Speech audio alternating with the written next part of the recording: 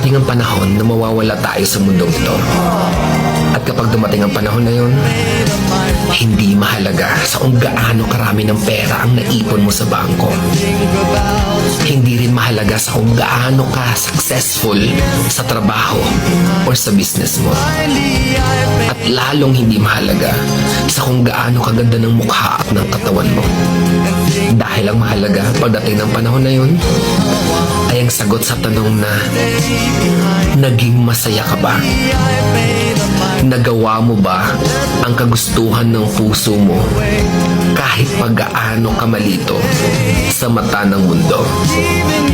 Dahil sa huli naman, ikaw naman magdadala ng mga memories na yon sa libingan mo. Hindi naman ang mga tao sa paligid mo.